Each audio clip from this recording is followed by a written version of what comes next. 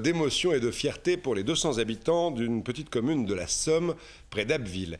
Ils ont réussi un exploit ce week-end. Ils ont rassemblé tous les anciens élèves passés sur les bancs de leur petite école communale.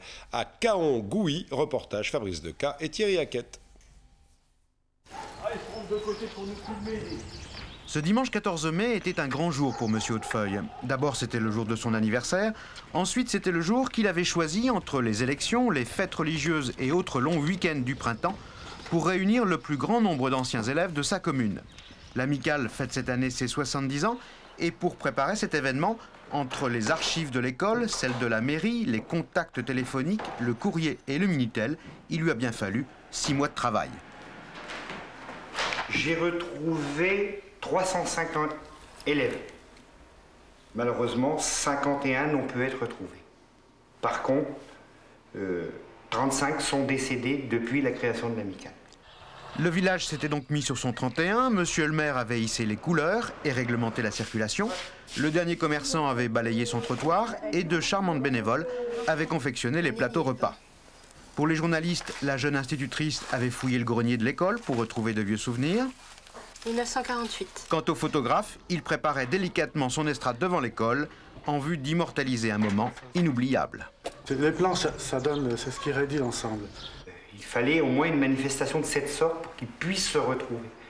Car hélas, pour des raisons de travail, de mariage, d'éloignement, certains ne se sont pas revus, peut-être même depuis qu'ils ont quitté l'école. Et dès 15 h, la foule s'est mise à envahir joyeusement la salle des fêtes. Venus de la région pour la plupart, les anciens écoliers de Caon se sont trempés dans le bain du souvenir, le bain de leur jeunesse. Bon, là, c'est François. Ici. Ici? Vous aviez quel âge? J'avais 11 ans à l'époque. 11 ans. Et pour se retrouver et surtout se reconnaître après tant d'années, chacun devait afficher son nom. Il n'était plus question cette fois de se manquer. Qui est venu du Morbihan pour être ici. Je me suis aperçu quand même qu'à une certaine époque, on manquait facilement l'école pour aider ses parents. D'où toutes ces remarques sur les livres. N'a pu aller à l'école, cause batteuse, cause arrachage de betteraves, aide sa mère, aide son père, etc. Toi, tu y es, toi? Là? Oh, ah bah oui, toi, t'es Marie-Louise, ah ben oui. Vous êtes là tous les deux. Vous vous souvenez encore de votre instituteur, là? Monsieur Bert? Comment il était? Un peu dur. Mais ça fait rien. Il apprenait bien. À l'époque, on avait encore, les maîtres avaient encore le droit de frapper, de donner des gifles et des coups de bâton, des coups de baguette. On avait des conjugaisons à copier. Aussi, il y avait pas mal de trucs. Hein. Mais on en a gardé un bon souvenir parce que M. Moreau, c'est M. Moreau. Et M. Moreau, c'est lui, tel qu'il tenait sa classe en 1961. Pas si méchant que ça, M. Moreau. Écoutez, il n'y a aucun élève qui s'est vengé aujourd'hui. J'avais peur un peu en venant. Hein. On était sévère uniquement pour obtenir un résultat scolaire. Et les enfants le savaient bien. Tu es avec qui comme institutrice? Avec Madame Douillère. Et comment elle est, Madame Douillère? Elle est gentille? C'est vrai que les enfants, je pense, avaient peut-être plus de respect pour l'enseignant. En tout cas, les relations n'étaient pas les mêmes, c'est évident.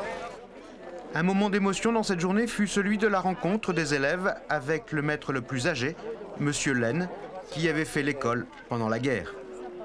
Les Allemands, quand ils arrivaient, ils disaient « débarrassez, débarrassez ». Et pas d'école. Alors je mettais les gosses dans la mairie, on faisait l'école dans la mairie. Vous continuiez l'école? On continuait l'école. On a toujours fait l'école. Et on a sorti certains bons élèves, vous savez. On a sorti des ingénieurs, des tout ça. Mais aussi, je ne sais pas s'il faut en rire, mais enfin c'était comme ça. Des enfants qui ne pouvaient pas aller à l'école faute de chaussures. Et ça, bon, c'était les malheureuses années de guerre de 40 à 45. Moi j'étais à l'école avec des chaussures à hauts talons.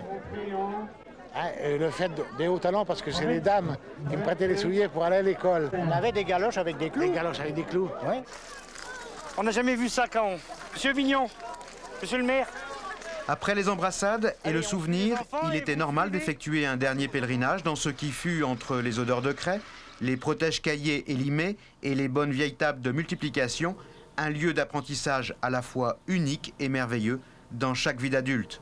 La commune de Caon-Gouy est aujourd'hui fière de son école, de ses élèves et surtout de ses instituteurs qui se sont occupés de ses enfants. Bon, là j'ai tout le monde, hein. C'est la bonne. Hein. Elle est aussi triste de voir son école en sursis. Encore une rentrée en septembre, et puis après, on verra. Un siècle d'éducation laïque, gratuite et obligatoire se termine doucement dans ce petit village de la Somme.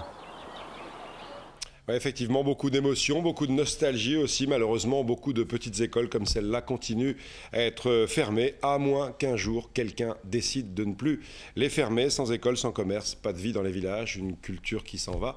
Il suffit de décider de changer tout ça et c'est possible. Dans un instant, la météo d'Evelyne Delia.